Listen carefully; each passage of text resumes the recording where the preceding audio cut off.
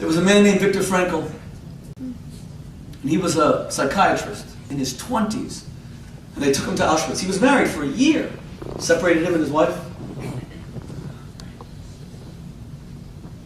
and he lived through that hell for 4 years.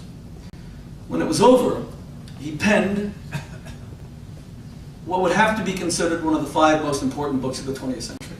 I try to read it every year, and I try to read it out loud to my kids every year. In fact, I read it to my wife out loud, which she really enjoys, when I'm not watching football. And Victor Frankl says in Man's Search for Meaning,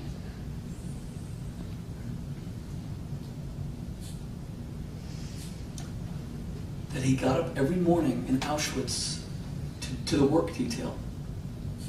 You know, I wish I had it in front of me because it's of such power that just thinking about it moves me.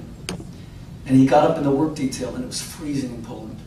And he had no shoes and he would try to tie some fabric to the bottom of his feet. And the work was meaningless. See, the Nazis were brilliant at human psychology. And this week's Torah reading, Parshas Shemos, and I hope you'll all go to synagogue to read this. It's the story of how we became slaves in Egypt this week. And Pharaoh made us build cities on Pithom and Ramses, which were slime pits, so that everything we built fell into the earth, so we couldn't take any satisfaction from the work. That's how you make a free man into a slave. You remove from him the pleasure he gets from work. You show him that his work is useless, so he just begins to work for the sake of work. Jews, they gave them meaningless work that would slowly enslave the mind. And he felt one day that he could not continue.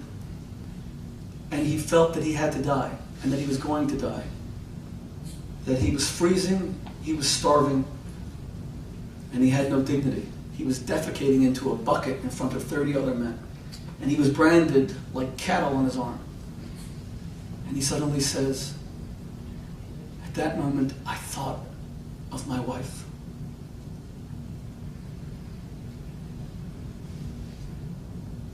And new life began to course through my veins. And I finally understood, he writes, the meaning of the poets and the troubadours and the minstrels, that only through love are we redeemed. And it is only through the knowledge that you are loved that you can choose to live again.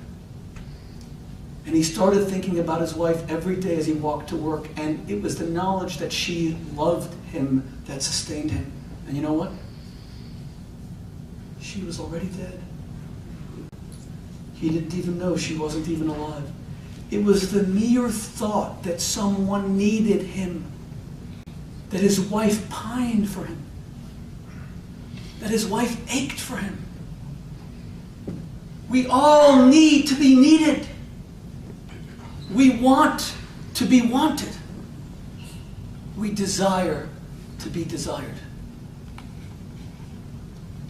That's why living a life of disinterested good is the highest happiness.